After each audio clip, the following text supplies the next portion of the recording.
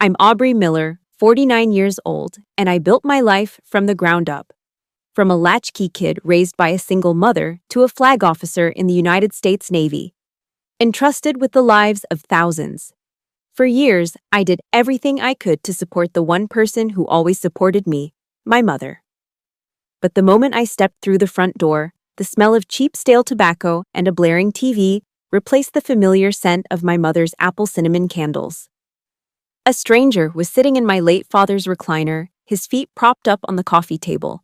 He looked at me, a woman who had just commanded 5,000 sailors across the Pacific, and smirked. "Hey there, Missy," he grunted, not bothering to stand. "Your mom's busy cooking my dinner. Don't just stand there, take that bag into the kitchen." He didn't know who I was. He looked at my wet raincoat and saw a failure. Worse, he was turning my mother into a servant in her own home. He proudly flashed his retired colonel's watch to intimidate me. He had no idea that inside the bag I was carrying, there was a level of authority that would make him snap to attention and tremble.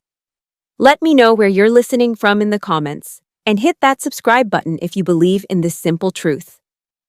Never underestimate a woman just because she's silent. The September rain in Virginia Beach is never just rain. It's a relentless gray sheet of water that tries to wash the pavement clean. I'd been driving for 4 hours, fighting the traffic coming out of Norfolk, my windshield wipers fighting a losing battle against the downpour. All I wanted, all I craved, was the silence of my childhood home. I wanted to hug my mother, maybe drink a glass of iced tea, and sleep for 14 hours. I turned onto the familiar cul-de-sac, the tires of my sedan crunching over the wet leaves. That's when I saw it. There was a truck parked in the driveway. Not just parked, it was dominating the space. It was a Ford F-150, lifted high enough to require a stepladder, painted a matte black that screamed midlife crisis. It was double parked, taking up the center of the driveway, forcing me to park my modest sedan on the street, half in a puddle. I gripped the steering wheel, my knuckles turning white. My father had built that driveway. He always taught me to park to the side, to leave room for others. It was a small thing, but in the military, and in life, the small things tell you everything you need to know about a person's discipline. Whoever owned this truck had none. I took a deep breath, grabbed my leather overnight bag from the passenger seat, and made a dash for the porch. The humidity hit me instantly, clinging to my skin. I shook off my umbrella, smoothed down my wet hair, a practical pixie cut that had served me well at sea, and unlocked the door. I expected the smell of baking. My mother, Maggie, always baked when she knew I was coming home. Apple pie, or maybe her cinnamon casserole. Instead, I was hit by a wall of stale air. It smelled like cheap menthol cigarettes and Old Spice applied too heavily to cover up the scent of sweat. "Is that you, Maggie? Bring me a beer while you're up," a voice boomed from the living room. It wasn't a question, it was a command. I walked into the living room, water dripping from my coat onto the hardwood floor. The TV was blaring, Fox Sports, volume turned up to 50. And there, occupying the sanctuary of my father's old leather recliner, was a man I had never met. He was large, taking up the entire chair. He wore a pastel yellow polo shirt tucked tightly into khaki shorts, highlighting a stomach that had seen too many backyard barbecues. He didn't stand up when I entered. In the South, a gentleman stands when a lady enters the room. In the military, a subordinate stands when a superior enters. This man did neither. He looked me up and down, his eyes lingering judgmentally on my plain rain jacket, my lack of makeup, and my sensible travel shoes. "You must be the daughter," he said, shifting his weight but keeping his feet firmly planted on the coffee table, my mother's antique coffee table. He extended a hand lazily toward me, wrist limp, not bothering to lift his elbow off the armrest. I took his hand. It was clammy. A dead fish handshake. I gave it a firm, short squeeze and let go immediately. "Aubrey Miller," I said, my voice calm. "Mark Hensley," he replied, pointing a thumb at his chest. "Retired Air Force, Colonel, 06. Did 25 years, flown sorties you couldn't even dream of." He waited for me to be impressed. When I didn't gasp in awe, he squinted at me. Your mom said you were in the service. Navy, right? That's right, I said. He chuckled, a wet, rattling sound. Judging by the getup, I'm guessing you're enlisted. Petty officer? Maybe a yeoman handling paperwork. It's good work for a gal. Keeps you organized. I felt a flash of heat rise up my neck, but my face remained like stone. It was a look I had perfected over 25 years of service. I thought of the 2 silver stars currently tucked away in the velvet box inside my bag. Rear Admiral. 07. I outranked this man in every possible way. But I remembered the words of Colin Powell, a man I had admired my entire career. Never let your ego get so close to your position that when your position goes, your ego goes with it. This man, this colonel, was all ego. If I corrected him now, it would just be a shouting match. I needed intel. I needed to see how deep this rot went. I work in the industry, I said simply, neither confirming nor denying. Right. Well, good for you, Missy, he said, turning his attention back to the football game. Don't worry, we'll make a soldier out of you yet. Just then, the kitchen door swung open. Aubrey? My mother came rushing out. She looked smaller than I remembered. She was wearing a heavy apron, her gray hair pulled back in a frantic bun. She smelled like frying grease, not apples. She hurried toward me, her arms open. But before she reached me, her eyes darted toward Mark. She checked his face, gauging his reaction, before she dared to hug her own daughter. That hesitation broke my heart more than the stranger in the chair. Oh, honey, you're soaking wet, she whispered, hugging me tight. She felt frail. I'm so glad you're here, Mark. This is my Aubrey. We met, Mark grunted, waving a hand dismissively without looking away from the TV. She seems quiet. Not much of a talker, is she? Mom pulled back, a nervous smile plastered on her face. She's just tired, Mark. She drove a long way. Well, Mark said, slapping the armrest of the recliner. Don't just stand there dripping water on the floor, Missy. Your mom is putting the finishing touches on my dinner. Be a good girl and take that bag to the kitchen, out of the way. And grab me a coaster for this beer, Maggie. I told you about the rings on the table. I looked at my mother. She flinched. She actually flinched at his tone. Then she looked at me, her eyes pleading. Please don't make a scene. Please just go along with it. I looked at Mark's back. He had already dismissed me. He thought I was a nobody. He thought he was the alpha male, the king of this castle, ruling over 2 helpless women. I tightened my grip on the handle of my bag, the bag that held my identity, my achievements, and the authority to crush his little ego into dust.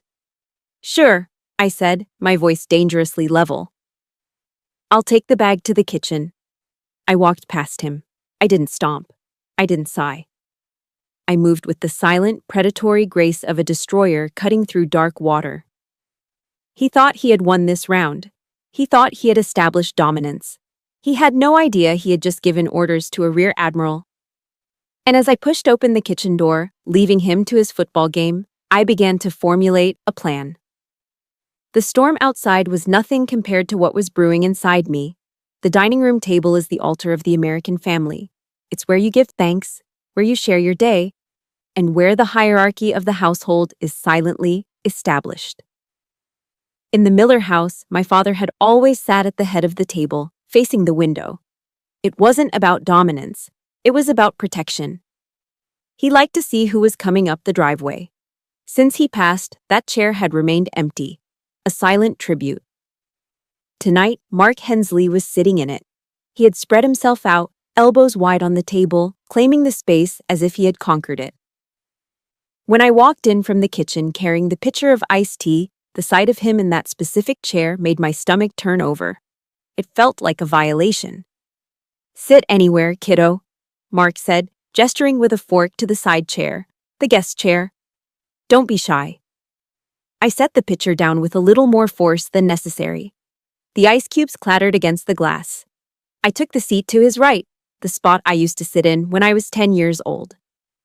Mom came in from the kitchen, carefully balancing a steaming ceramic dish with oven mitts. It was her signature chicken and rice casserole, the ultimate comfort food.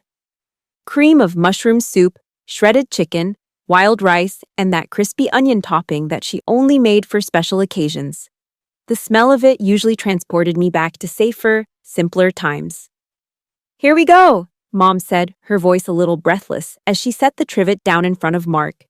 She looked at him, her eyes wide and hopeful, waiting for approval. Mark didn't even look at her. He reached for the serving spoon and heaped a massive pile onto his plate before Mom or I had even touched our napkins. Then, before taking a single bite, before even testing the temperature, he grabbed the salt shaker. He shook it vigorously over the casserole. Then he grabbed the pepper grinder and cranked it over the food for a solid 10 seconds. "Mark," Mom said softly, "you haven't tasted it yet. I put plenty of seasoning in the sauce this time." Mark finally took a bite, chewing with his mouth half open, a smacking sound that grated on my nerves like sandpaper. He swallowed and shook his head. "Bland, Maggie. It's just bland. You always go light on the salt. You gotta cook with flavor, like the French. I had this dish in Paris back in '88 that would blow your mind. This? Well, this is fine for home cooking, I guess." I saw my mother's shoulders slump. The light in her eyes flickered out. She sat down silently and took a tiny spoonful of rice, not looking at either of us. My hands were clenched in my lap. "It smells delicious, Mom," I said, making sure my voice carried across the table. "I've missed this. The galley food on the ship is nothing compared to your cooking." Mark snorted. "Galley food? Yeah, I remember the mess halls. Slop on a shingle." He took a long swig of his beer. "But you know, in the Air Force, officers ate like kings. When I was stationed at Ramstein Air Base in Germany during the Cold War, we had filet mignon every Friday night. The O Club there was legendary." And so it began. The Mark Hensley Show. For the next 20 minutes, I didn't get a word in. Neither did Mom. Mark launched into a monologue that was clearly rehearsed, a greatest hits collection of his career. He talked about the wall coming down as if he had personally pushed the bricks over. He talked about flying sorties near the Russian border. His descriptions filled with jargon that sounded impressive to a civilian, but sounded completely off to me. "I was pulling 6 Gs, he boasted, waving his fork in the air. Inverted. The MiG was right on my tail, but I knew I had the better turn radius. You have to have ice in your veins for that kind of work, Aubrey. You Navy folks, you just float around in circles waiting for something to happen. Up there, it's pure predatory instinct." I took a sip of my tea, analyzing him. He claimed to be an 06, a colonel. But his stories were full of holes. He mixed up his aircraft capabilities. He talked about tactics that weren't introduced until the Gulf War, claiming he used them in the '80s. He was puffing his chest, a rooster trying to impress the hens. "Actually," I said, seizing a rare pause while he chewed a mouthful of bread, "we had a pretty intense deployment this time. We navigated a carrier strike group through a typhoon in the South Pacific. 5,000 sailors, 70 aircraft, and waves crashing over the flight deck. The logistical coordination alone was..." "Boring," Mark interrupted. He didn't just speak over me, he waved his hand in front of my face as if shooing away a fly. "Come on, nobody wants to hear about logistics, Missy. That's paperwork. That's glorified traffic control." He leaned in, looking at me with a patronizing smirk that made my skin crawl. "You see, that's the difference. You manage people. I manage machines. Deadly machines. You're a manager. I was a warrior. There's a difference in the DNA." I felt the blood rushing to my ears. I wanted to tell him that, as a rear admiral, I commanded more firepower with a single word than he had ever seen in his entire career. I wanted to tell him that logistics won wars. I wanted to tell him that managing people meant holding the lives of young men and women in my hands every single day. But I looked at Mom.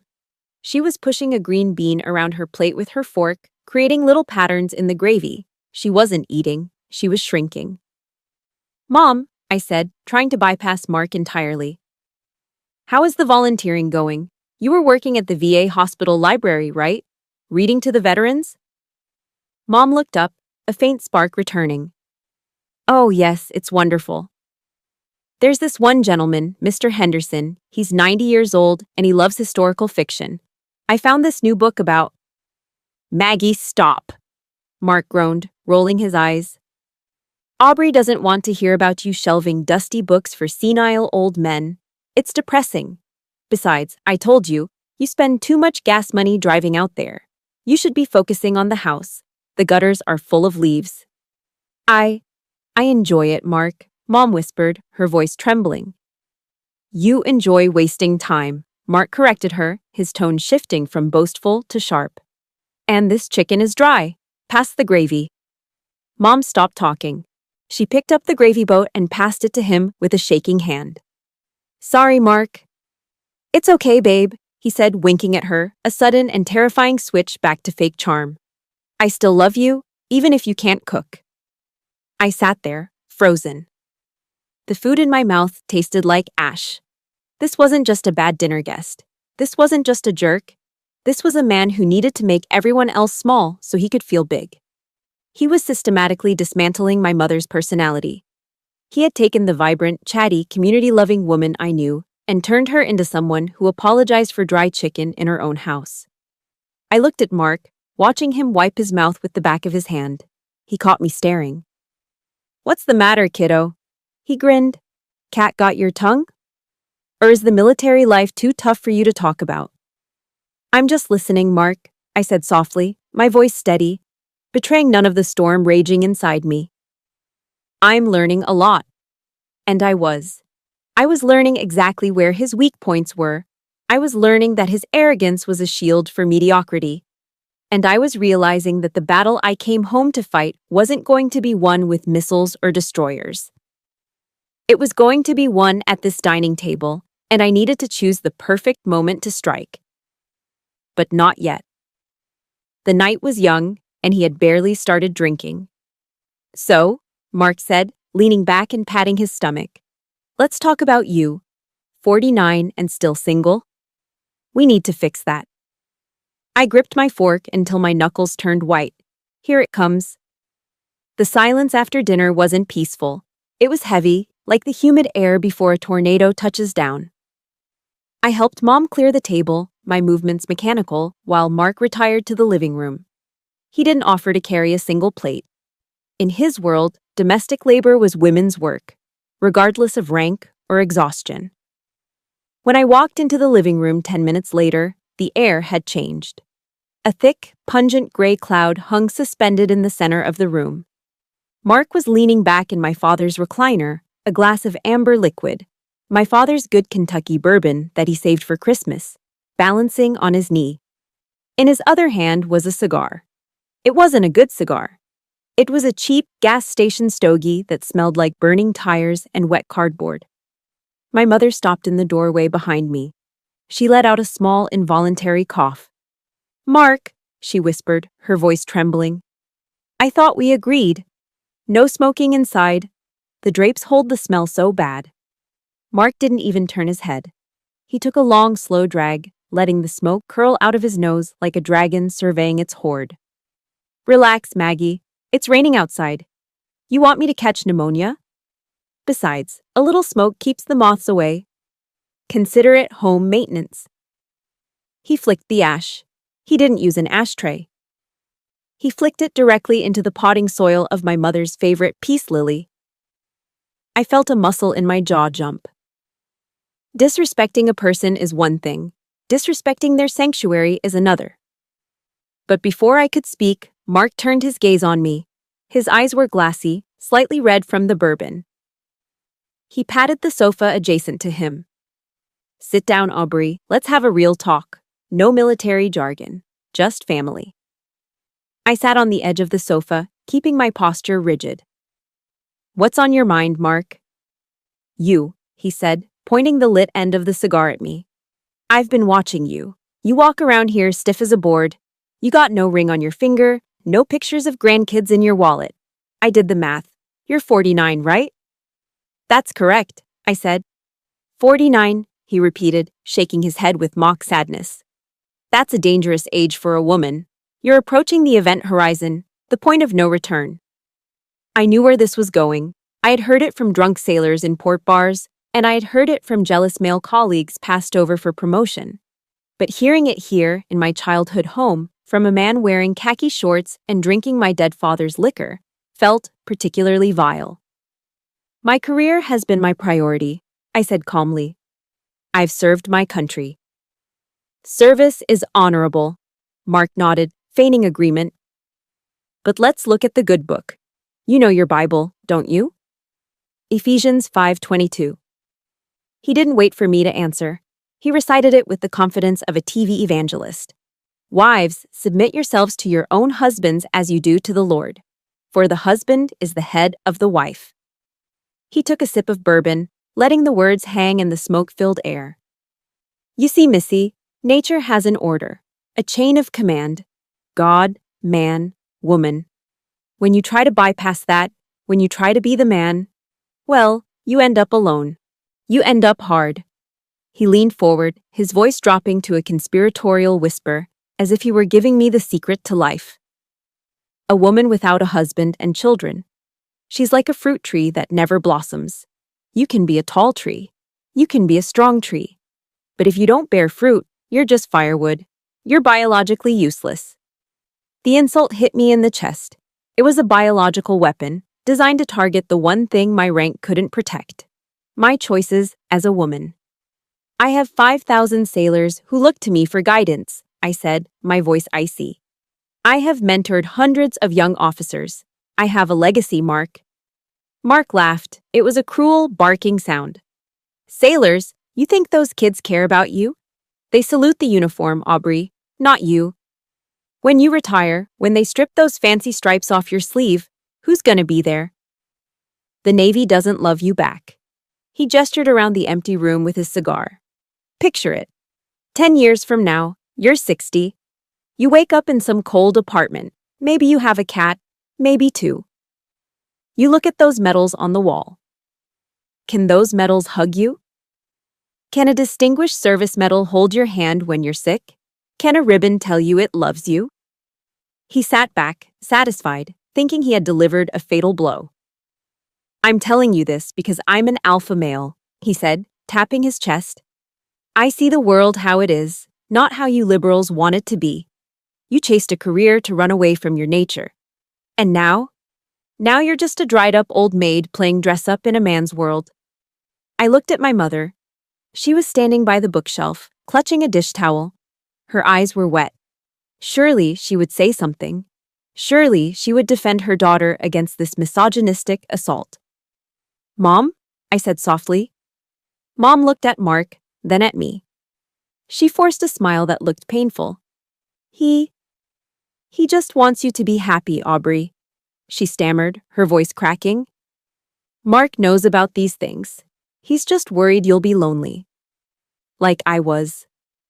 The air left my lungs. It wasn't the smoke, it was the betrayal. She didn't see me. She didn't see the Admiral. She didn't see the woman who had sacrificed everything to ensure she was safe financially. She only saw what Mark told her to see: a failure, a spinster, a disappointment. Mark smirked, seeing my mother's submission. He had won. He had successfully gaslighted her into believing his abuse was actually concern. He had weaponized her fear of loneliness to control her. I stood up. The smoke was burning my eyes, but I refused to blink. I refused to let a single tear fall in front of this man. I think I'll turn in, I said.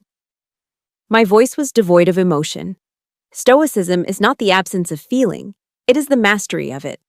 Inside, I was a nuclear reactor on the verge of meltdown, but on the outside, I was cool steel.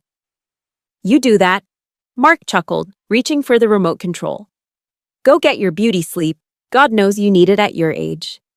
I walked up the stairs, my footsteps heavy. I could hear the TV volume go up again.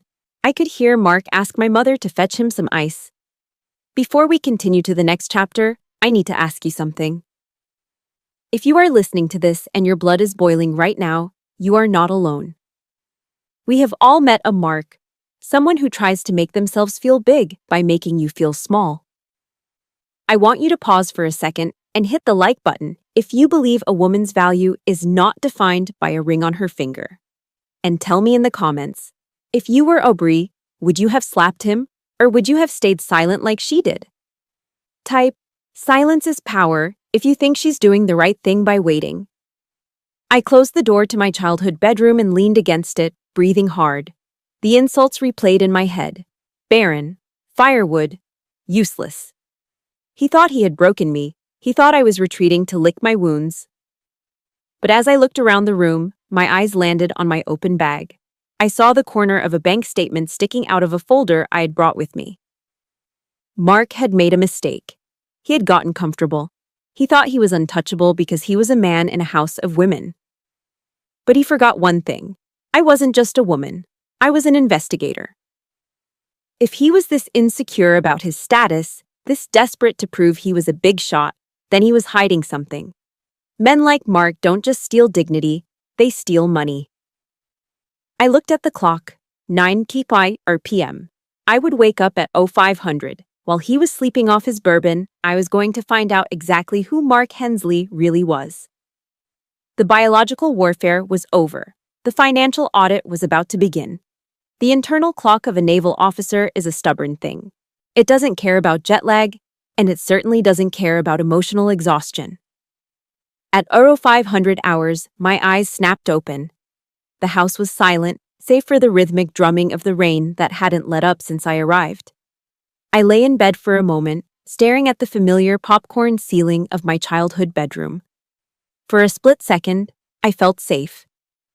Then, the memory of the night before, the cigar smoke, the insults, the way my mother shrank into herself, came flooding back. I wasn't going back to sleep. I needed coffee, black and strong. I slipped out of bed, dressed in my gray Navy PT gear, physical training shorts, and a t-shirt, and moved silently down the hallway. I didn't turn on the lights. I knew every squeaky floorboard in this house. I had spent 18 years learning how to avoid them when sneaking out as a teenager. But as I reached the bottom of the stairs, I saw a light coming from the kitchen. I paused. My mother wasn't an early riser anymore. Since Dad passed, she usually slept until 7. I moved closer to the kitchen doorway, staying in the shadows. There, sitting at the small breakfast table, was Mark. He wasn't watching TV. He wasn't drinking. He was hunched over a stack of papers, a pair of reading glasses perched on the end of his nose, a calculator in his hand. He looked like a general studying a battlefield map. But as I leaned in, I recognized the logo on the papers. It was the blue and red branding of my mother's bank. I stepped into the light. "Little early for accounting, isn't it, Mark?" He jumped. He actually jumped. His hand instinctively slapped down over the paper he was reading, covering it. He whipped his head around, his eyes wide before he composed himself into that familiar, arrogant smirk. "Jesus, Missy," he breathed, taking off his glasses. "You sneak around like a cat. Don't they teach you to announce yourself in the Navy?" "They teach us stealth," I said, walking over to the coffee maker. I kept my back to him, listening to the rustle of papers as he quickly shuffled them into a folder. "What are you working on?" "Just household management," he said, his voice regaining its bluster. "This house is falling apart, Aubrey. The wiring is shot, the insulation is garbage. I was just running the numbers to see what it would take to bring it up to code. You know, modern standards. Open concept, granite countertops, maybe knock down that wall between the dining room and the den." I turned around, leaning against the counter with my mug. "That sounds expensive." "Does Mom want an open concept?" Mark waved a hand dismissively. "Maggie doesn't know what she wants. She's stuck in the 70s. I'm trying to increase the property value for her. It's an investment. You have to spend money to make money, right?" He stood up, clutching the folder to his chest. "I'm gonna go check the truck. Make sure the windows are rolled up tight with this rain." He brushed past me, smelling of stale morning breath and Old Spice. He was in a hurry to get away from my questions. I waited until I heard the front door close. Then, I moved. I didn't go after him. I went to the trash can. Mark was sloppy. Arrogant people usually are. Lying right on top of yesterday's coffee grounds was a crumpled piece of paper. I fished it out and smoothed it flat on the counter. It was a receipt from the local auto dealership. A payment receipt. 2024 Ford F-150 Platinum. Monthly payment, $845. That was a mortgage payment. That was an insane amount of money for a retired man living in his girlfriend's house. But what froze my blood wasn't the amount. It was the name on the billing address, Margaret Miller. My mother was paying for his truck. I felt a cold rage settle in my stomach, replacing the need for caffeine. I folded the receipt and put it in my pocket. An hour later, Mark was snoring on the couch again. His morning check had evidently exhausted him. I found Mom in the sunroom, watering her plants. She looked tired, the dark circles under her eyes prominent in the natural light. "Morning, Mom," I said gently. "Oh, hi, honey," she smiled, but it didn't reach her eyes. "There's coffee." "I had some," I said. I decided to bypass the small talk. I pulled the crumpled receipt from my pocket and placed it on the potting bench next to her orchids. "Mom, why is your name on Mark's truck note?" She froze, her watering can hovering in midair. She didn't look at me. She looked at the receipt, her face flushing pink. It's complicated, Aubrey," she stammered. "Mark needed a reliable vehicle. His old car died, and a man of his stature needs a truck." "Why are you paying for it?" I pressed, keeping my voice low but firm. "I'm not paying for it forever," she insisted, finally looking at me, defensive. "I just co-signed, and I'm covering the payments temporarily, just until his pension gets sorted out." "His pension?" I asked. The investigator in me went on high alert. "He's a retired 06, Mom. A colonel with 25 years of service. His pension is automatic, it's direct deposit, it doesn't get unsorted." "Well, that's what he told me," Mom said, wringing her hands. "He said there was a glitch with DFAS. The Defense Finance and Accounting Service. He said because of his divorce from his ex-wife, that horrible woman who took everything, there was a freeze on his accounts. He's waiting for the paperwork to clear. It's been a nightmare for him, Aubrey. He's so embarrassed about it." "How long has it been frozen, Mom?" She looked down at her slippers. "About 4 months." 4 months, I repeated. "So for 4 months, you've been paying for his truck, his food, his booze, and his cigars? On your fixed income? On Dad's life insurance money?" "He's going to pay me back," she snapped, tears welling up in her eyes. "With interest, he promised. He's writing up a plan to renovate the house to pay me back for the hospitality. He wants to knock down walls." "He wants to knock down walls with your money, Mom," I said ruthlessly. "He has no money. If DFAS froze a colonel's pay for 4 months, he'd be on the phone with his congressman every single day. Is he making those calls? Or is he watching football?" Mom didn't answer. She turned away, trembling. "You don't understand. He loves me. We're partners." "Partners share burdens, Mom. Parasites feed off the host." She flinched as if I'd slapped her. "Don't call him that." "I'm sorry," I said, stepping back, "but I'm going to prove it to you." I walked away, my heart pounding. It was worse than I thought. Mark wasn't just a misogynist bully. He was a financial predator. He had targeted a lonely widow, used a fake sob story about a crazy ex-wife, and bureaucratic glitches. Stories that sounded plausible to a civilian but were laughable to anyone in the service, to drain her life savings. He was driving a luxury truck on her dime while she clipped coupons for groceries. I went back to the kitchen and looked at the spot where he had been sitting.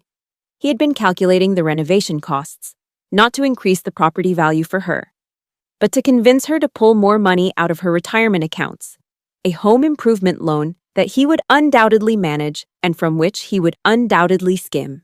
I needed to stop him. But I couldn't just yell. Mom was too deep in the fog. She was defending him because admitting the truth would mean admitting she had been fooled. It would mean she was alone again. I needed leverage. I needed something that would shatter his colonel persona so thoroughly that even my mother couldn't ignore it. I looked at the bag I had left at the bottom of the stairs, the bag with my uniform. Mark wanted order and discipline.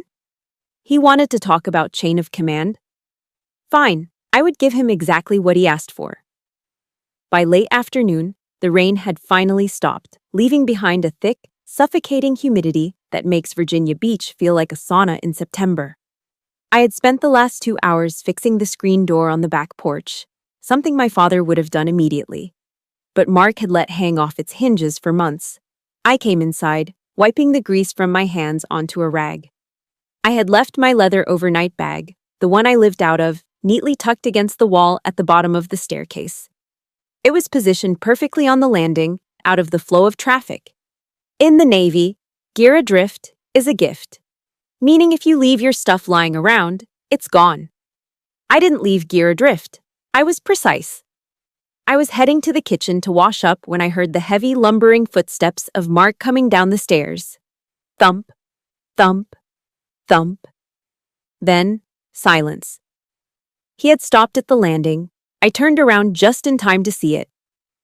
Mark looked at my bag. There was plenty of room, at least 3 feet, to walk past it. But he didn't walk past it. He looked at the bag, looked at the kitchen door where he thought I was, and then, with the deliberation of a soccer player taking a penalty kick, he swung his foot. Thud. He kicked the heavy leather bag hard enough to send it skidding across the hardwood floor. Ow! Damn it! Son of a bitch! Mark grabbed his shin, hopping on one leg, putting on a performance that would have embarrassed a B-list actor. He leaned against the banister, groaning loudly. Maggie, Maggie, get in here. I stood there, my arms crossed, watching the show. My mother came running from the laundry room, her face pale with panic. What happened? Mark, are you okay? I'm crippled, that's what I am, Mark bellowed, pointing a shaking finger at me.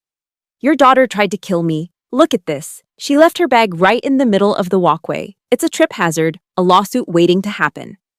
He turned his fury on me. His face was red, his neck veins bulging.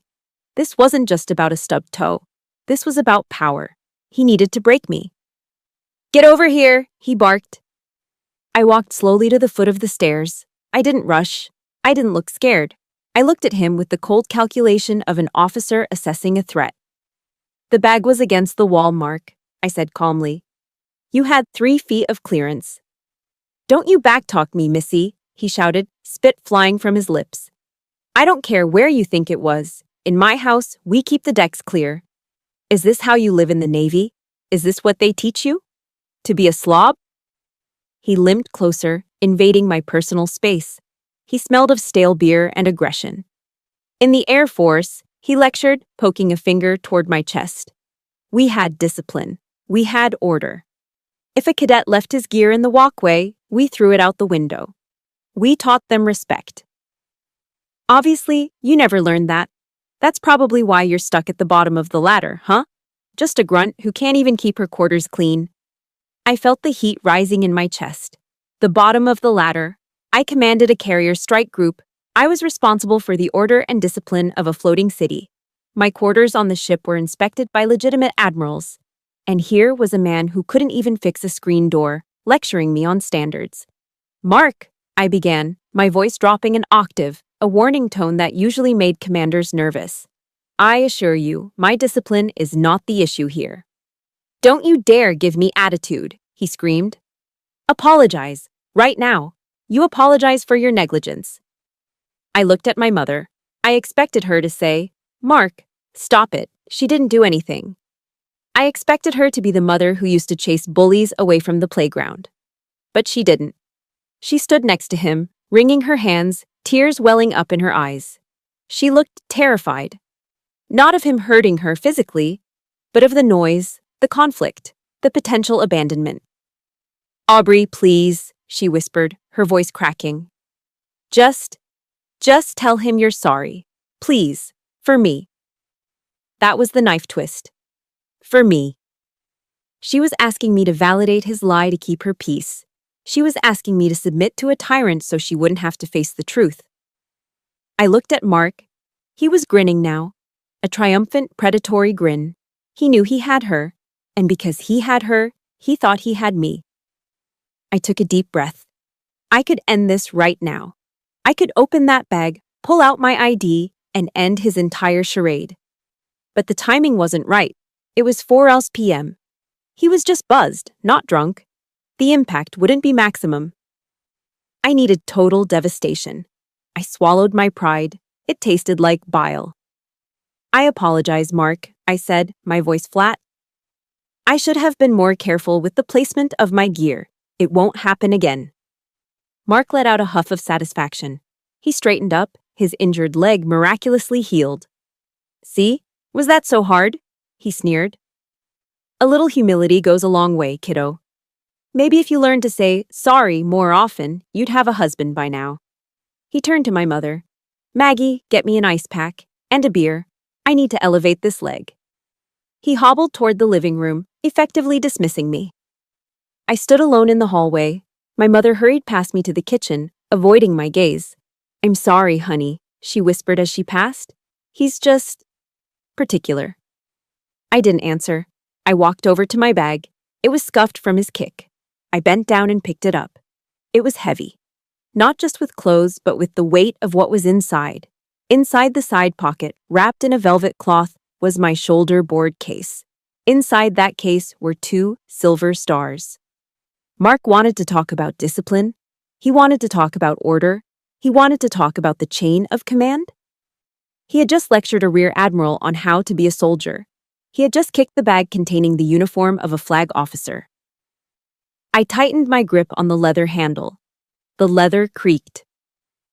You're right about discipline, Mark, I whispered to the empty hallway, my eyes fixed on the back of his head as he settled into the recliner. But you are very, very wrong about who was about to apply it. I carried the bag up the stairs. My steps were silent now. I wasn't just walking to my room, I was walking to my command post. I checked my watch. 1700 hours. I would let him have his dinner. I would let him have his drinks. I would let him get comfortable in his false sense of superiority. But tonight, at 2200 hours, the hierarchy of this house was going to change. Permanently. I entered my room and locked the door. I placed the bag on the bed and unzipped it. The silver stars caught the last light of the afternoon sun. They looked sharp. They looked cold. They looked ready. 2200 hours. In the military, time is precise. It isn't 10 o'clock at night. It is 2200. It marks the shift of the watch, the securing of the perimeter. For most of my life, this hour meant I was on the bridge of a ship, looking out over a black ocean, responsible for the lives of thousands. Tonight, my command post was the kitchen island of my mother's house. The house was quiet. The rain had finally tapped out, leaving a heavy, humid silence in its wake. I sat on a bar stool, my laptop open, the blue light illuminating my face. Next to my computer sat a small rectangular leather box. It was unobtrusive, just a simple black box that traveled with me everywhere. I was reviewing a readiness report from the Pacific Fleet, my mind miles away from the petty insults of the dinner table. I was calm. I was focused. Then, the kitchen lights went out. 1 second, I was reading about supply chain logistics. The next, I was plunged into darkness. Curfew, Missy. The voice came from the doorway. Mark! He flicked the hallway light on, casting a long, distorted shadow across the kitchen floor. He stood there, swaying slightly, a fresh glass of bourbon in his hand. He had changed out of his khaki shorts into a pair of sweatpants, but he still wore that oversized military watch, checking it theatrically. In this house, Mark slurred, walking toward me. We run a tight ship. 2200 is lights out. Taps. Time for little girls to go to sleep. I didn't close my laptop. I didn't flinch. I slowly turned on the stool to face him. I'm working, Mark, I said, my voice low and even. I suggest you go to bed. Mark laughed. It was a wet, ugly sound. He took a step closer, invading my personal space. The smell of cheap bourbon and stale cigar smoke was overpowering. You suggest? He sneered, leaning down so his face was inches from mine. You don't get to suggest anything. Do you know who I am? Do you know what I was? A colonel, I said. 06. That's right, he bellowed, slamming his hand down on the granite counter, making my coffee cup jump. A full-bird colonel. Do you know how many men I commanded? Do you know the respect I get when I walk onto a base? I am the ranking officer in this house. That means I give the orders and you follow them. He poked a finger toward my face. You might play little soldier games in the Navy, pushing papers for some captain. But here, I am the alpha. I am the commander. and I am ordering you to close that computer and get upstairs before I throw it out the back door." I looked at his finger. Then I looked at his eyes. They were bloodshot, filled with a mixture of alcohol and fragile male ego. He truly believed it. He believed that his rank, retired or not, gave him divine right over me. He believed I was a nobody. Margaret Thatcher once said, "Being powerful is like being a lady. If you have to tell people you are, you aren't." Mark had spent 2 days telling me how powerful he was. I took a deep breath. I didn't feel anger anymore. I felt a cold, sharp clarity. The time for observation was over. The time for engagement had arrived.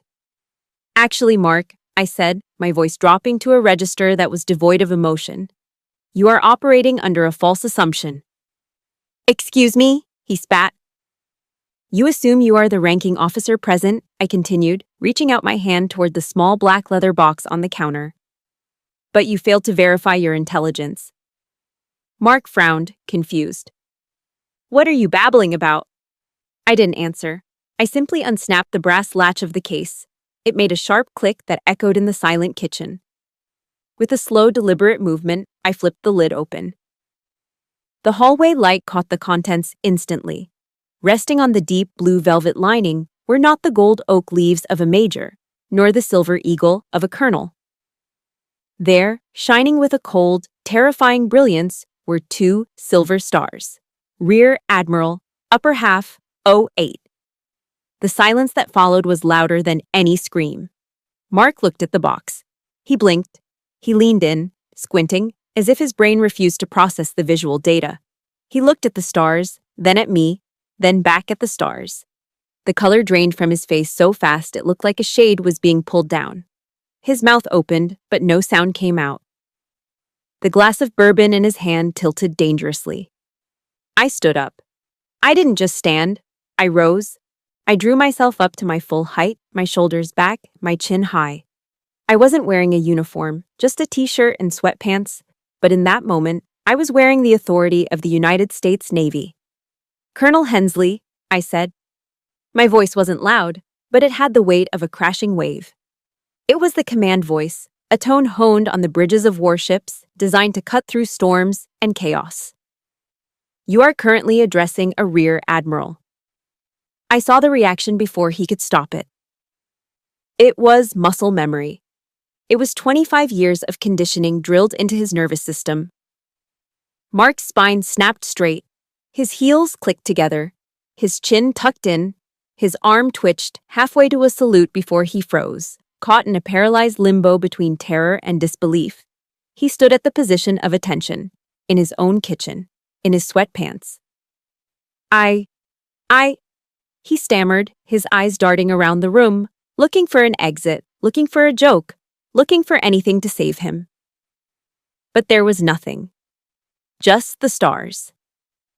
"You spoke to me about discipline," I said, stepping around the island, walking toward him. He didn't move. He couldn't. "You spoke to me about the chain of command. Do you understand the chain of command, Colonel?" Yes, ma'am," he whispered. The ma'am slipped out involuntarily. "Good," I said, stopping right in front of him. I was close enough to see the sweat beading on his upper lip. "Then you know that a colonel does not order an admiral to go to bed. A colonel does not kick an admiral's gear. And a colonel certainly does not disrespect an admiral's mother in her own home." Mark was trembling. The bully, the alpha male, the loudmouth. He was gone. In his place was a terrified junior officer who had just realized he had made a career-ending mistake. "I didn't know," he choked out. "Aubrey? Admiral." "I didn't know." "That," I said coldly, "is because you never asked. You were too busy listening to your own voice." I reached over and plucked the bourbon glass from his shaking hand before he dropped it. I set it on the counter with a soft thud. "Now," I said, my eyes boring into his. "Stand down, Colonel. Dismissed." Mark stumbled back as if I had pushed him. He looked at me one last time, horror written all over his face, and then he turned and fled. He didn't walk. He scurried toward the guest room, his tail firmly between his legs. I stood alone in the kitchen, the adrenaline humming in my veins. I looked down at the two silver stars in the box. They hadn't changed. They were just metal. But tonight, they were the sword of justice. I have to stop here for a second because I still get goosebumps remembering the look on his face. That moment, when the bully realizes he picked a fight with the wrong person, is the sweetest feeling in the world. If you cheered when Mark snapped to attention, do me a favor. Hit that like button right now. And I want to see the comments section explode. If you are Team Aubrey, if you believe in silent power, just comment one word. Salute. Let's see how many salutes we can get for taking the trash out. I closed the velvet box with a satisfying snap. The battle of the kitchen was over. But the war for my mother's future was just beginning. And now that Mark knew exactly who he was dealing with, things were about to get very interesting. The kitchen was silent, save for the hum of the refrigerator. Mark was leaning against the granite counter, his face pale, his breath coming in shallow, panicked rasps. He looked like a man who had just seen a ghost, or in this case, a career-ending court-martial. But as the initial shock of the silver stars faded, a different kind of panic set in. I saw his eyes dart toward the hallway. He wasn't looking for an escape route anymore. He was looking for his leverage. He was looking for his bankroll. "Maggie!" he called out, his voice cracking. He cleared his throat and tried to summon his fake baritone. "Maggie, honey, come in here." He was trying to get ahead of the narrative. It's a classic manipulator tactic. Isolate the victim, spin the story, and paint the truth-teller as the villain. But he was too late. From the shadows of the hallway, a figure emerged. My mother hadn't been asleep. She hadn't been cowering in her room. She had been standing just outside the door frame, in the dark, listening to every single word. She walked into the harsh light of the kitchen. She wasn't wearing her apron. She was wearing her old flannel robe, the one she used to wear when she sat up waiting for me to come home from high school dates. Her hair was down, gray and silver strands framing a face that looked tired, yes, but for the first time in days, completely awake. Mark scrambled toward her, his hands outstretched. "Babe, you won't believe this. Your daughter, she trapped me. She set me up. She's waving her rank around, trying to humiliate me in my own home. It's disrespectful, Maggie. It's conduct unbecoming." He was pleading now, desperation leaking from every pore. He reached for her hand, trying to reestablish physical dominance, trying to anchor himself back into the role of the protector. Mom took a step back. She pulled her hand away as if his skin were made of burning coal. "In your home, Mark?" she asked softly. Mark froze. "Well, our home. You know what I mean. We're a team. I'm just saying, she ambushed me." I stayed quiet. I closed the velvet box with a soft snap and leaned back against the counter. I didn't need to say anything. The evidence was in the room. "She didn't ambush you, Mark," Mom said, her voice gaining a steadiness I hadn't heard in years. "She just showed you who she really is. And because of that, you showed me who you really are." "I was just following protocol," Mark stammered, pointing a shaking finger at me. "She's an admiral, Maggie. You don't understand the military code. When a superior officer is present, you show respect. That's all I was doing, showing respect." I couldn't help it. I let out a dry, humorless laugh. "Mom," I said gently, ignoring him. "Look at him, really look at him. He snapped to attention because he respects the medal on my shoulder. But when I walked through that door yesterday as just your daughter, as a woman in a raincoat, he wouldn't even stand up to shake my hand." I walked over to my mother and placed a hand on her shoulder. She didn't flinch. She leaned into me. "He doesn't respect women, Mom," I whispered. "He respects power. And he only liked you because he thought you didn't have any." Mark's face turned a mottled purple. "That is a lie. I love this woman. I have done everything for her. I'm fixing up this house. I'm managing the finances because she was drowning. I am the only thing standing between her and a lonely old age." He played his ace card, the fear of loneliness, the weapon he had used to bludgeon her into submission for months. For a second, the room held its breath. I felt Mom tense up under my hand. I knew that fear. It was the terror of silence, of empty rooms, of having no one to cook for. It was a powerful ghost.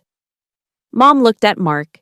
She looked at the man sweating in his sweatpants, the man who had kicked my bag, the man who had insulted her cooking, the man who was driving a truck she paid for. Then she looked at me. She looked at the daughter she had raised alone. She saw the strength in my posture, the same strength she used to have before he chipped it away. "I would rather be lonely," Mom said, her voice clear as a bell, "than be with a man who makes me feel small." Mark's jaw dropped. "Maggie, you're not thinking straight. It's late. You're emotional." "I am emotional," she agreed, nodding slowly.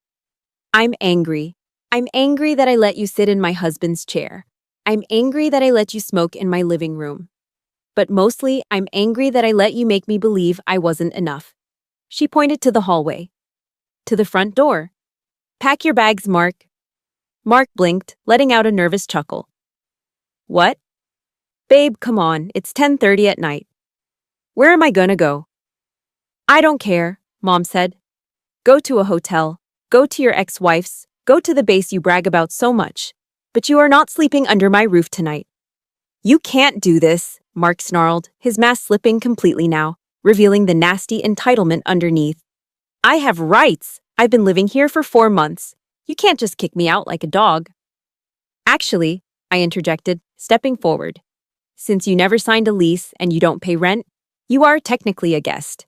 And as of this moment, your invitation has been revoked. Now, you can leave voluntarily, or I can call the base commander at Naval Station Norfolk. I'm sure he'd love to hear a story about a retired Air Force colonel refusing to vacate a widow's home." Mark looked at me, then at Mom. He saw the wall of resolve. He saw the checkmate. "Fine," he spat, turning on his heel. "Fine, you want to be alone? Rot in this dump. You think she's gonna stay?" He gestured at me. "She's gonna leave you, Maggie. She's gonna go back to her ships and her career, and you're gonna be all alone in this big, empty house. And you'll cry for me." "I might cry," Mom said, holding her head high. "But they will be my tears, not yours." Mark stormed past us. We heard him stomping up the stairs. We heard the violent sounds of drawers being ripped open, of things being thrown into a suitcase. He was making as much noise as possible, a final tantrum to punish us. 10 minutes later, he came back down, dragging a rolling suitcase and carrying a duffel bag. He didn't look at us. He stormed to the front door, yanked it open, and marched out into the night. Slam. The door shook in its frame. The sound echoed through the house, final and absolute. Then came the roar of the Ford F-150 starting up, the truck my mother was paying for, and tires screeching as he peeled out of the driveway. And then, silence. But it wasn't the heavy, suffocating silence of the last 2 days. It was the clean, quiet silence of a storm that has passed. I looked at Mom. She was trembling now, the adrenaline fading. Her shoulders shook, and a sob escaped her throat. "Oh, God," she whispered, covering her face with her hands. "I was so stupid. Aubrey, I was so stupid." "No, Mom," I said, pulling her into a tight embrace. I held her the way she used to hold me when I scraped my knees. "You weren't stupid, you were hopeful. There's a difference." She cried into my shoulder, releasing months of tension, months of walking on eggshells. I stroked her gray hair, feeling the fierce protectiveness of a daughter who has finally repaid her debt. "He's gone," I whispered. "He's really gone." "The house feels so big," she sniffled, pulling back and wiping her eyes with her sleeve. "It's not big, Mom," I smiled, grabbing a tissue from the counter and handing it to her. "It's just empty of trash. Now we have room to bring the good stuff back in." She managed a weak, watery smile. Can we throw away the rest of that bourbon?" "Way ahead of you," I said, picking up the bottle Mark had left on the counter. We walked to the sink together. I poured the amber liquid down the drain, watching it swirl away. It smelled like him, and then it was gone, washed away. But as I watched my mother dry her eyes, I knew this wasn't completely over. Mark was a narcissist, and narcissists don't just walk away when they've been humiliated, they strike back. I had won the battle of the house, but I had a feeling Mark wasn't done trying to scorch the earth. "Come on," I said, putting an arm around her.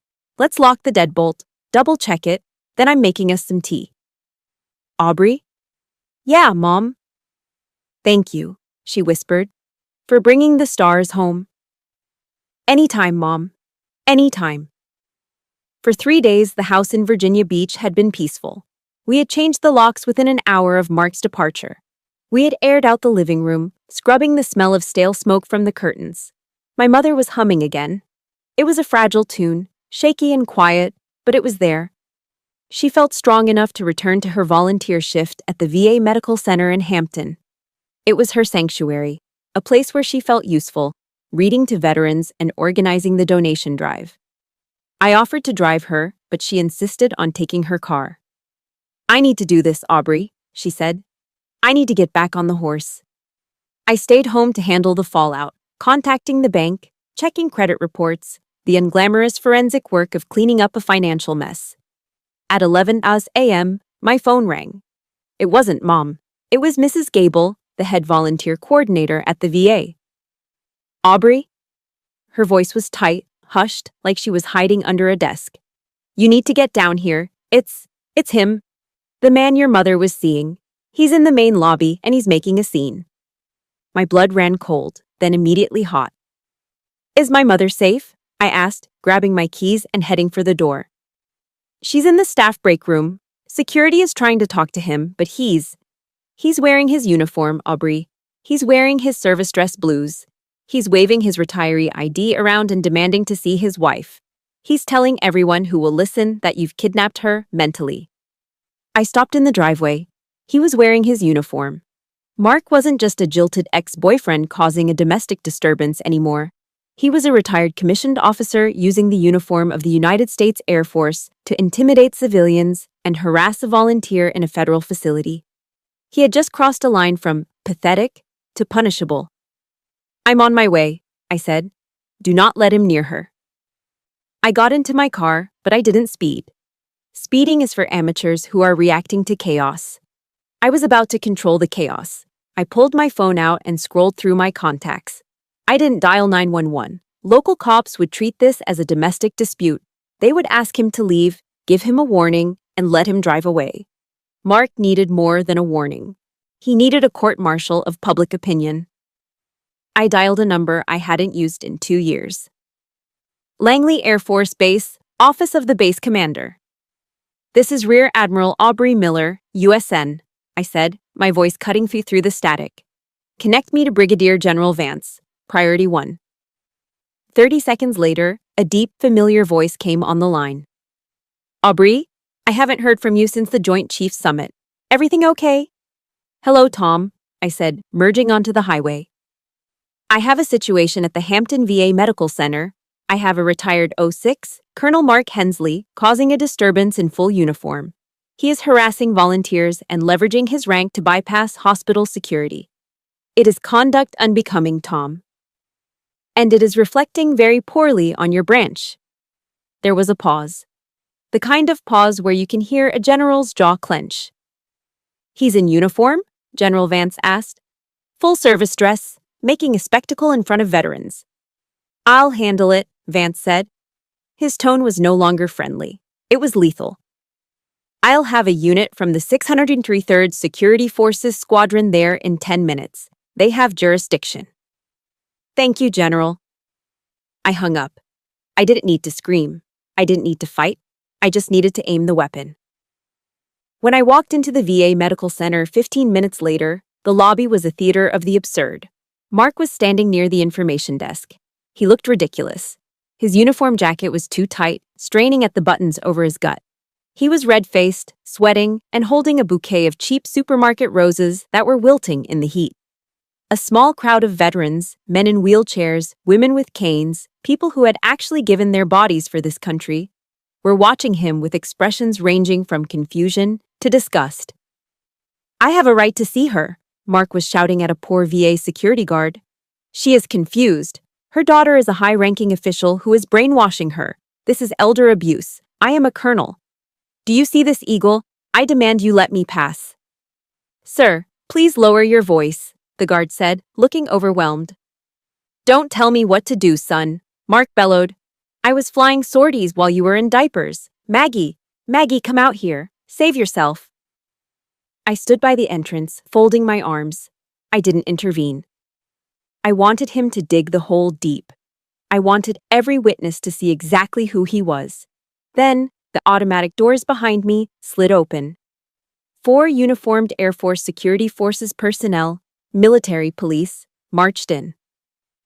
They weren't the rent-a-cops Mark was used to bullying. These were active-duty airmen, crisp, professional, and imposing. Leading them was a master sergeant who looked like he chewed granite for breakfast. The lobby went silent. Mark turned around, a smug smile forming on his face. He thought they were his reinforcements. He thought General Vance had sent an honor guard for him. "Finally!" Mark shouted, spreading his arms. "Some respect. Sergeant, arrest the security guard for obstruction of justice. I am Colonel Hensley, and I have a situation here." The master sergeant walked right up to Mark. He didn't salute. "Colonel Mark Hensley?" the sergeant asked, his voice flat.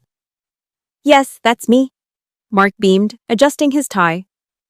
"Sir, I am detaining you for disorderly conduct on federal property and conduct unbecoming an officer," the sergeant said.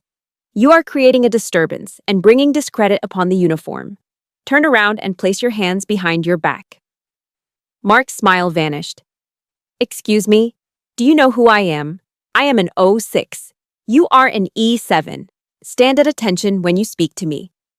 "Sir." The sergeant stepped closer, his hand resting on his belt. "You are retired, and right now, you are acting like a belligerent civilian. Turn around, now." Mark looked at the MPs. Then he looked at the crowd. The veterans were whispering, some were snickering. The respect he craved was gone, replaced by the one thing he feared most: ridicule. He spotted me standing by the door. His eyes bulged. "You!" he screamed, pointing a shaking finger. "You did this! You traitor! You called the dogs on a brother in arms." "You are no brother of mine, Mark," I said, my voice carrying clearly across the quiet lobby. "You lost that privilege when you used that uniform to terrorize a woman." The MPs moved in. They were gentle but firm. They spun Mark around. He didn't fight. Cowards never do when the odds are even. I watched as they escorted him out, the plastic roses falling to the floor, crushed under the boots of the police.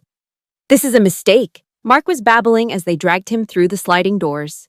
"I know people. I know the general."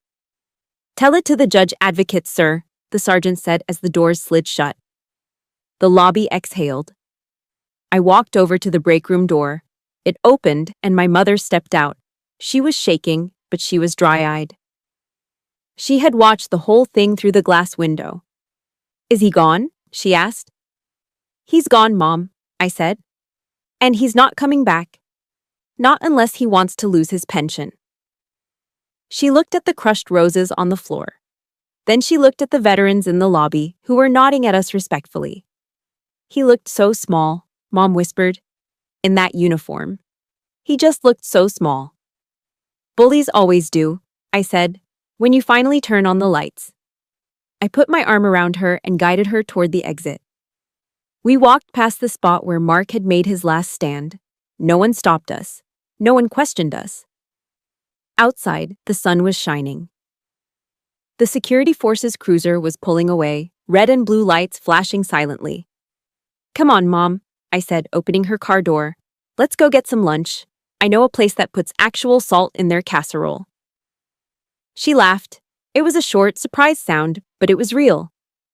"I'd like that," she said. "I'd like that very much." The war was over. The cleanup was done. Now, finally, we could start to rebuild. The sound of a drill biting into wood is usually annoying. Today, it was the most beautiful sound in the world.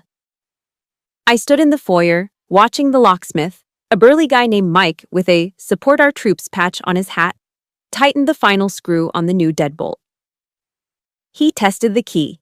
Click, thunk, solid steel sliding into place. "You're all set, Admiral," Mike said, handing me a set of shiny brass keys. "This is a grade 1 lock. Nobody's getting in here unless they bring a battering ram." "Thank you, Mike," I said, handing him a check. I locked the door behind him. Then I unlocked it. Then I locked it again. It was a small ritual, but it felt necessary. The physical barrier was up. Now came the harder part, the administrative firewall. I found Mom at the kitchen table. She was surrounded by a sea of paperwork, her reading glasses perched on the end of her nose. The air smelled of strong coffee and anxiety. Okay, I said, pulling up a chair and opening my laptop. Let's look at the damage. We spent the next 3 hours on the phone. It was the unglamorous trench warfare of modern life, fighting with bureaucracy. We called the 3 major credit bureaus, Equifax, Experian, TransUnion, and froze her credit. We called the bank and closed the joint account Mark had pressured her into opening. The news wasn't good, but it wasn't fatal. The truck was a lease, I said, putting the phone down after a long conversation with the Ford dealership. Since you co-signed, we're on the hook for the early termination fee. It's about $3,000. Mom flinched. $3,000, that's my entire vacation fund. It's money, Mom, I said, reaching across the table to squeeze her hand. Money can be replaced.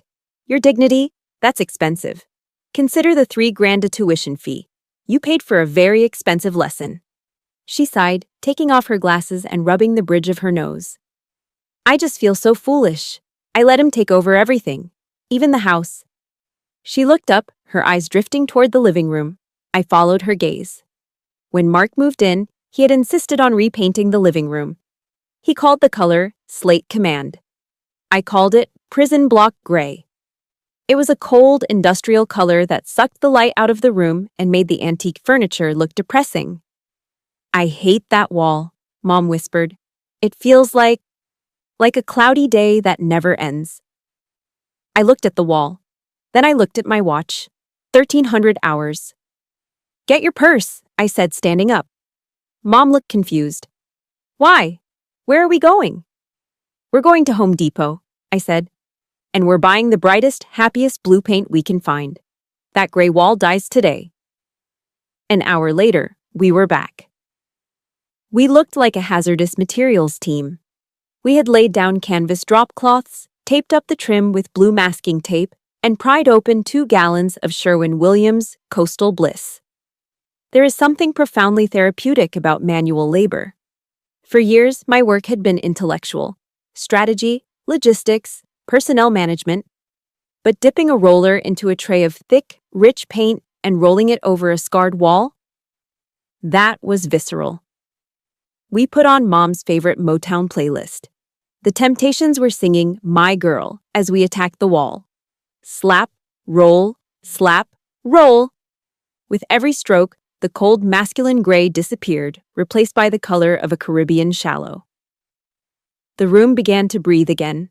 The light from the bay window hit the wet paint and bounced around, filling the space with energy. Mom wasn't just painting, she was exercising a ghost. She was aggressive with the roller, humming loudly, covering up every last trace of Mark's influence. We got paint in our hair. I got a smudge of blue on my nose. We didn't care. By 6 p.m., the room was transformed. It smelled of fresh latex and clean beginnings. We were exhausted. We collapsed onto the drop cloth in the middle of the room, leaning back against the sofa. I ordered a large pepperoni pizza from the local place, the greasy comfort food kind that we rarely ate. When the box arrived, we ate right there on the floor, passing napkins back and forth, admiring our handiwork in the fading daylight. It looks like the ocean, Mom said softly, chewing on a crust. It looks like it used to before. It looks better, I corrected her, because we did it. Silence settled between us. It wasn't awkward anymore. It was the comfortable silence of 2 soldiers who had survived a firefight. Avery? Mom asked, not looking at me. She was tracing the pattern of paint splatters on the canvas. Yeah, Mom. Why do you do it? Do what? Paint? No, she shook her head. Why do you come back? You're a rear admiral. You have a staff. You have a career that takes you around the world. You're important. And I'm just an old woman who got tricked by a con artist in a Ford truck. She looked at me then, her eyes vulnerable. I'm weak, Aubrey. I let him walk all over me. Why do you still need me? I put my slice of pizza down. I wiped my hands on a paper towel, thinking about how to answer. I thought about the bridge of my ship, the cold wind, the immense weight of responsibility, the way 5,000 people looked at me for answers, expecting me to be made of steel. They didn't know that sometimes the steel felt like it was cracking. Mom, I said quietly, do you know what it's like to be the boss? To be the one who can never be wrong, who can never be scared? She shook her head. It's lonely, I admitted. The word hung in the air, heavy and true. It is incredibly lonely. Everyone salutes me. Everyone says yes, ma'am. But nobody asks me if I'm okay. Nobody makes me chicken casserole when I'm tired. I turned to her, pulling my knees up to my chest. You think you're weak because you trusted someone. I don't see weakness. I see a woman who still has a heart soft enough to trust, even after everything. I've lost that, Mom. The Navy took that from me a long time ago. I have armor. You have heart. Tears pricked my eyes. I come back because when I walk through that door, I don't have to be the Admiral. I don't have to be the 07. I can just be Aubrey. I can just be your daughter. And frankly, I need that more than I need the stars on my collar. Mom stared at me. She reached out with her paint-stained hand and touched my cheek. Her palm was warm. You're always my Aubrey, she whispered, even with the stars. And you're always my mom, I said, leaning into her touch, even with the gray walls, which for the record, are gone. We both laughed. It was a genuine sound, bubbling up from the chest. Promise me something, Mom said, her voice serious again. Anything. Promise me you won't let the job make you hard forever. Promise me you'll find someone who sees you, not the uniform. I'm working on it, I smiled. But right now, I'm pretty happy just hanging out with my favorite roommate. Well, Mom said, grabbing another slice of pizza. This roommate expects you to help clean up these brushes. That's the rule. Yes, ma'am, I saluted playfully. We finished the pizza as the sun went down, bathing the new blue room in a soft twilight glow. The house felt secure. The locks were changed. The money was safe. But more importantly, the connection between us had been restored. We had stripped away the layers of old paint, the layers of lies, and the layers of distance. What was left was the foundation. And looking at my mother, laughing with a smear of blue paint on her cheek, I knew that foundation was strong enough to weather any storm. Even a hurricane named Mark. The Pacific Ocean is different from the Atlantic. It's bluer, deeper, and feels endless. Standing on the vulture's row of the aircraft carrier, looking down at the flight deck, the world is nothing but wind, jet fuel, and the deafening roar of freedom. It had been 6 months since I stood in my mother's kitchen in Virginia Beach. 6 months since I put 2 silver stars on a velvet cushion and watched a bully shrink into a coward.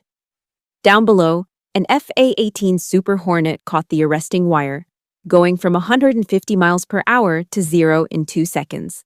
It's a violent, controlled chaos. It's what I do. It's who I am. But today, my mind wasn't on the mission. It was on a scheduled FaceTime call. I stepped inside the island superstructure, finding a quiet corner in the flag bridge where the satellite signal was strong. I propped my iPad up against a logbook and hit the call button. The screen pixelated for a moment, the eternal struggle of Navy Wi-Fi, before resolving into a bright, clear image. Aubrey, can you hear me? My mother's face filled the screen. But it wasn't the face of the woman I had left in September. That woman had been gray, shrinking, and apologetic. This woman was vibrant. She had cut her hair into a chic short bob that framed her face. She was wearing a colorful scarf tied loosely around her neck, and there was a smudge of cerulean blue paint on her cheek. A callback to the day we painted the living room. I hear you loud and clear, Mom, I smiled. You look busy.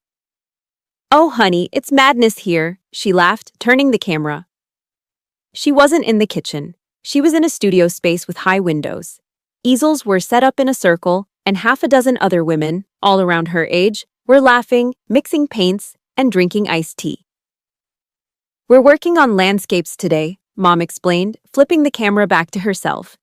I'm trying to capture the Blue Ridge Mountains, but my green is coming out a little too muddy. What do you think? She held up a canvas. It wasn't a masterpiece, but it was bold. It had strong lines and bright colors. It was the work of someone who wasn't afraid to make a mark. I think it's beautiful, I said honestly. So, this is the famous art group? The Golden Palettes, she declared proudly. We meet twice a week. And guess what? Next weekend, 4 of us are piling into the car and driving up to Asheville to see the Biltmore estate. Linda has a timeshare, and she invited us all. You're driving? I asked. I am, she nodded. I got the oil changed in the sedan yesterday, checked the tires myself. I'm the designated driver because, well, I'm the only one who navigates without yelling at the GPS. I felt a lump form in my throat. 6 months ago, this woman was afraid to buy groceries without permission. Now she was planning road trips with her girlfriends. That sounds amazing, Mom. You deserve it. Oh, before I forget. Her eyes twinkled with a mischievous light. You'll never guess what I heard from Mrs. Gable at the VA. Do tell. Well, she lowered her voice, leaning into the camera like a teenager sharing a secret. Apparently, our friend Mark moved down to Sarasota, Florida, the Sunshine State. Good place for snakes, I noted dryly. He tried to work his magic on a wealthy widow he met at a golf course. Mom continued, unable to suppress a grin. She owns a chain of car washes. Apparently, he tried to move in after 3 weeks and asked to be put on her country club membership. She didn't just dump him, Aubrey. She had her lawyer serve him with a restraining order for harassment. I laughed out loud. It was a deep, satisfying belly laugh that made a passing lieutenant look at me with surprise. Karma, I said. It's efficient. I don't even hate him anymore, Mom said, her expression turning thoughtful. I really don't. I just feel sorry for him. He spends his whole life trying to control people because he can't control himself. It must be exhausting. It is, I agreed. That's why he'll always be running. And you? You're standing still, but you're moving forward. Mom looked at me through the screen, her eyes soft. I wouldn't be here without you, Aubrey. You woke me up. You showed me the truth. You did the hard work, Mom. I just turned on the lights. We talked for another 10 minutes before she had to go. The Golden Palettes were demanding her attention for a critique session. Love you, Admiral, she waved. Love you, Mom. Drive safe. The screen went black. I sat there for a moment in the silence of the bridge. I looked out the reinforced glass window at the endless horizon. In the military, we talk a lot about legacy. We talk about battles won, territory secured, medals earned. For 30 years, I thought my legacy would be written in the logbooks of these ships. I thought it would be defined by the rank on my collar. But looking at my mother's smiling face, seeing her covered in paint, surrounded by friends, planning her own journey, I realized I was wrong. The greatest victory of my career wasn't over a foreign adversary. It wasn't navigating a typhoon. It was in a living room in Virginia Beach, helping a 70-year-old woman realize she didn't need a passenger in her life who was constantly grabbing the steering wheel. There is a verse in the Bible, John 8:32. I used to hear it in Sunday school, but I never really understood it until now. And you will know the truth, and the truth will set you free. Mark lived in a prison of lies. Lies about his rank, lies about his money, lies about his manhood. He trapped my mother in that prison with him. The truth, the cold, hard truth of who he was and who she was, had shattered the bars. I stood up and walked out to the catwalk. The wind whipped at my hair. I took a deep breath of salt air. My mother was driving to the mountains. She was driving her own car, on her own gas, with her own friends. She wasn't asking for permission. She wasn't apologizing for the route she took. That is freedom. And as I looked out over the Pacific, knowing that thousands of sailors were relying on me, I felt lighter. Because I knew that back home, the person who mattered most to me was finally, truly, safe.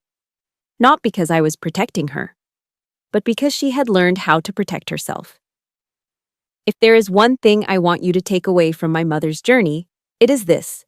Your silence does not buy your peace. It only buys their comfort.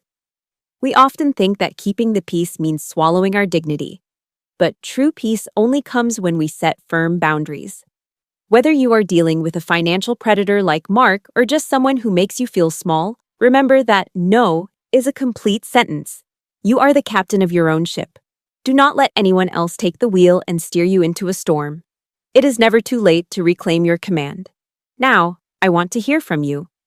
Have you ever had to stand your ground against someone who underestimated you? Or maybe you are currently helping a loved one find their voice. Share your story in the comments below. This community is here to listen and support each other. If you enjoyed seeing justice served today, please hit that like button and subscribe to the channel. It helps us share more stories of resilience and truth. Until next time, stand tall, keep your eyes on the horizon, and never apologize for shining your light.